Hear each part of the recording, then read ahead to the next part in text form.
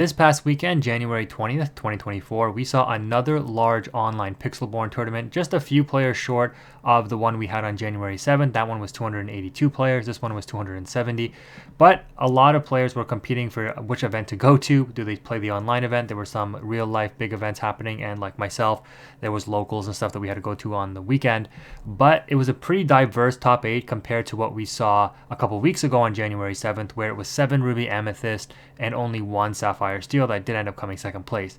This top 8, as you can see here, it looks very diverse. We've got 1, 2, 3 Steel songs. We've got 1, 2, 3 Ruby Amethyst control decks. We've got 1 green Mufasa, which made it all the way to second, and we've got our singular Sapphire Steel in the mix as well. The top 16 also, a little bit more diverse as well. You see an Amber Steel Mufasa, which we haven't really seen too much of. We have an Amber Ruby Mufasa.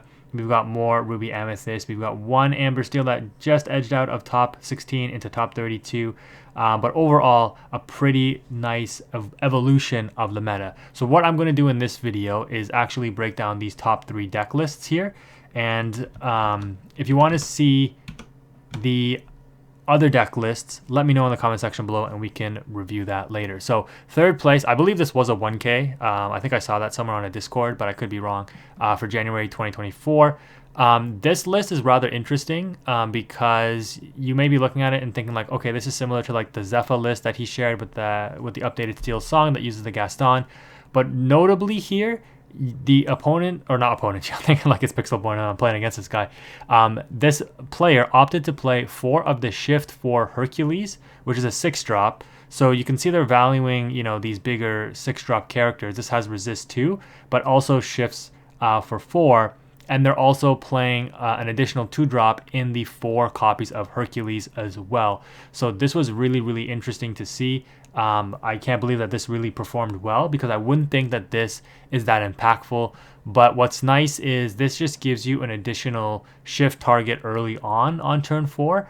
And it frees up, like if I'm thinking about this from a meta perspective, like turn 3 Tinkerbell versus turn 3 Ariel, usually the Ariel is what you'd want to play unless you like really have the extension into the Tinkerbell that you can really pay off.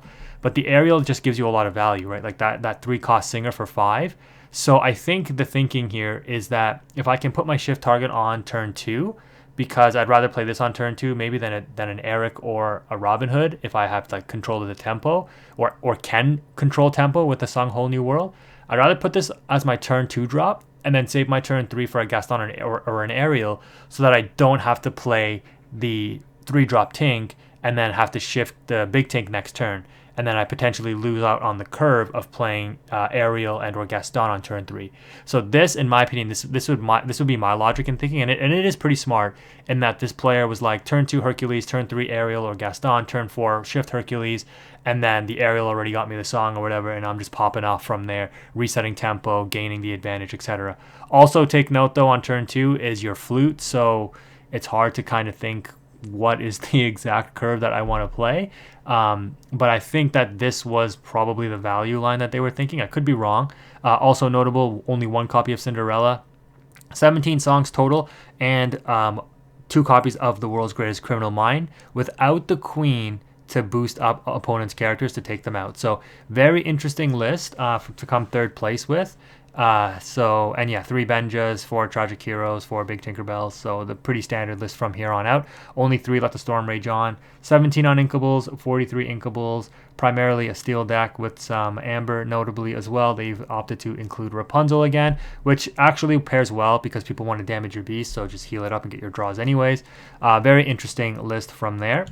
If we switch over to the second place green Mufasa deck here, this one is just a straight 60 characters. How this deck made second place, I'm just like amazed. This guy must be an amazing player because imagine getting hit with a discard deck with Lucifer. You have no actions to discard. And then if they bippity boppity boo, you just discard 4 cards, right? And then you're just in top deck mode. So I have no idea how this deck really would function. I'm kind of curious to load this up in Pixelborn and just try out a few matches with it.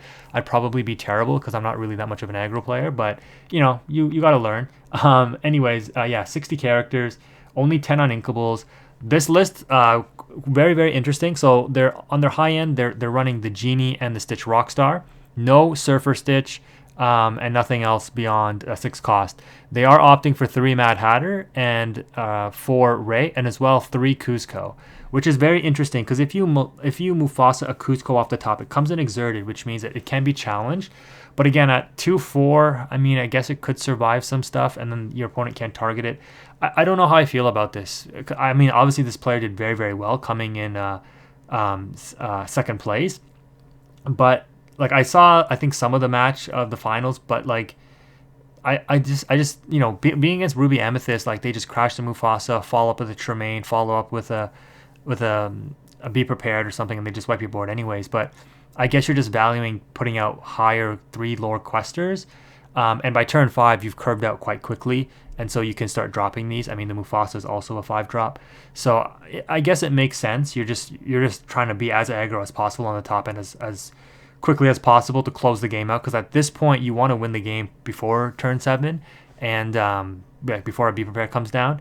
So I guess it kind of makes sense. The rest of the list, kind of standard. No Panic and Pain option, which I guess can increase consistency of the deck, not relying on like Queen, Panic, Pain.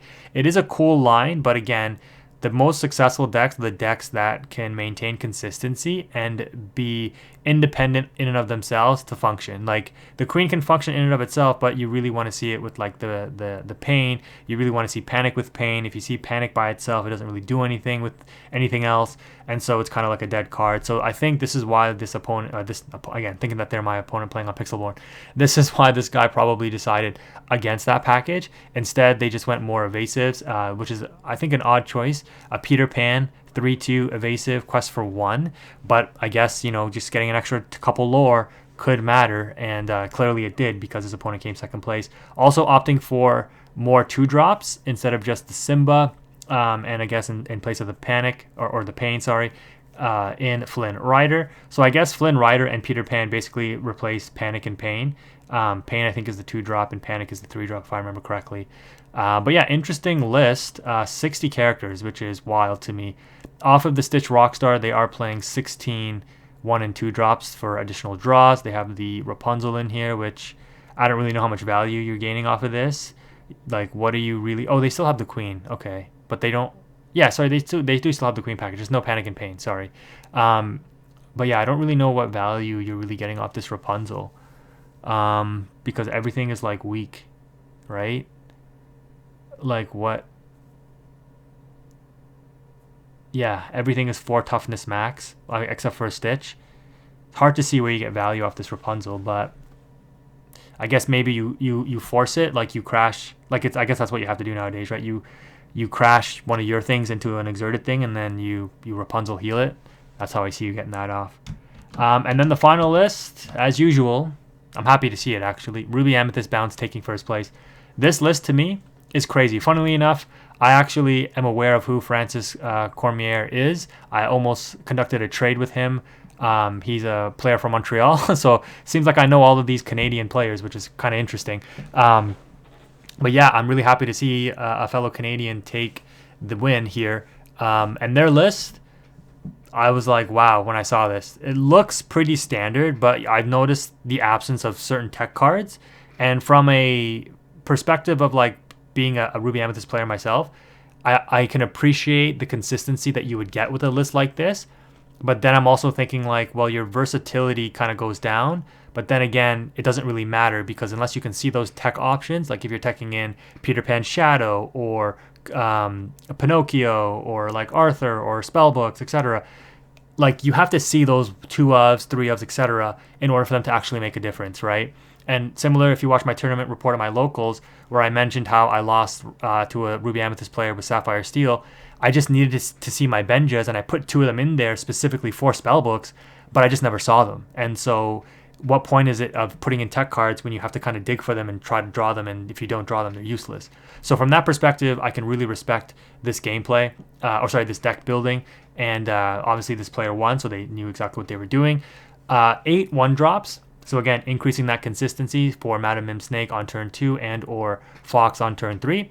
3 Cusco Wanted Llama. This card, I think, has really come to show why it's so valuable in the 2-drop slot. I love this card in the deck. For Madam Mim Snake, 4 Madam Fox, pretty standard. 3 Maleficent, seems like it's pretty standard now, even in my list. I play 3 Maleficent. 4 Stylish Surfer, standard. 4 Goat, standard. 4 Rabbit instead of 3. I only play 3, but again, just upping that consistency. The card draw is just too useful, and honestly, the faster you see Rabbit, even if you see 2, hopefully your hand is healthy enough that it doesn't even matter if it's clunky and you see 2 or 3.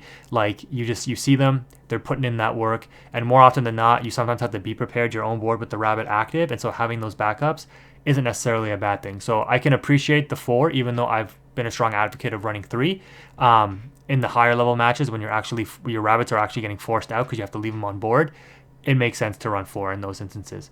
4 Maui Hero to All, which I found very, very interesting, because in the mirror match, this card, in my opinion, isn't the greatest, and they don't have any other things to really tap things down. So, like in the mirror match, everything's getting bounced back, staying readied up. In aggro decks, this card is a little underwhelming as well because it costs so much. But as we saw from the field, it was pretty diverse, and this card can do work against Steel Song. Maui stocks are going to be going up tremendously, in my opinion, because it's an instant out to locations, most of which we've seen so far are 6 toughness. It's an instant out to pretty much everything, right? It beats that Hercules in the Steel Song that we saw. It beats Tinkerbell. It beats Hades. It beats pretty much almost everything in the meta right now. So playing 4 is understandable, but again, it relies on something being tapped, and it's just ink if otherwise, right? So I guess it's not the end of the world. 4 Lady Tremaine. This is pretty much becoming the standard. I personally run 3, but I can definitely see the case for 4, just because the value you get off shifting it off of itself and then bouncing it back with a Mim card is just insane. So it's just like looping removal. 3 Ursula. This has kind of become standard as well. Again, just a big body that Steel struggles to out, that any deck really struggles to out except for Sapphire and Ruby. So, it replaces itself on play. So even if you play it and it gets outed next turn by like a Hades, a Let It Go, Be Prepared, a Maleficent Dragon, a Lady Tremaine, whatever, it's already replaced itself, and it also drained a lore from your opponent, and it forced out a removal from your opponent as well. So that's why this card's stock has been going up so much. It's crazy. If you would have told people in Chapter 1 that Ursula would be worth almost as much as Elsa, they would have laughed at you. But as you can see from the price differential, it's just a couple of pennies away. Speaking of Elsa, there is one teched Elsa similar to, I believe it was Aaron's list, Aaron W., who did play in this tournament and made top 16, I believe, the winner of the last one. The one teched Elsa, which I find interesting, just as I was saying earlier that, playing in those tech cards, those 1 and 2 ofs may not be so useful. This person obviously opted to put this in there, and it worked out for them.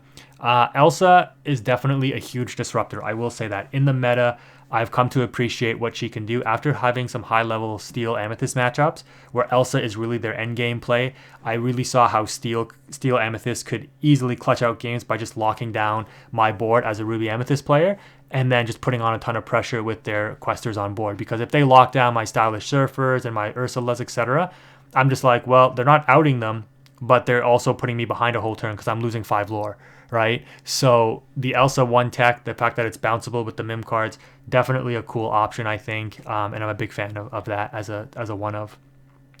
And then there were some people who were thinking like, oh, we don't play Maleficent Dragon anymore in Ruby Amethyst. No, I think you still do. I've always stuck with playing them in mine. They're ink at worst, and just on the top end, when these grindy games get to that kind of end game, just having this card in your back pocket can be such a huge difference. Because playing against Ruby Amethyst, I play it a lot, but it wasn't until I started really playing more against it with other decks that I kind of realized like, and the other decks I play, they're good enough that they can deal with this, but like you have to always remember that this card doesn't just come down and then just remove a threat. Like it's a big body, like it's a 2 quester, like, and it demands removal, right? When I was playing locally, when the opponent dropped a Maleficent Dragon, they had a spellbook, and I'm like, well, that's 3 lore, and I can't out the Maleficent Dragon. I'm totally screwed here, right? Like if I could out the Maleficent Dragon, I might have a chance, but being on Sapphire Steel, if I didn't have a Hades or Let It Go, and I didn't, I had a Smash, I'm like, I can't out it right now, and then the opponent's just going to quest and then get the spellbook lore, and they are going to win the game. So this card, I think, is still very, very playable and has a lot of use. and clearly here it's a 3 of, and in my build I also play 3.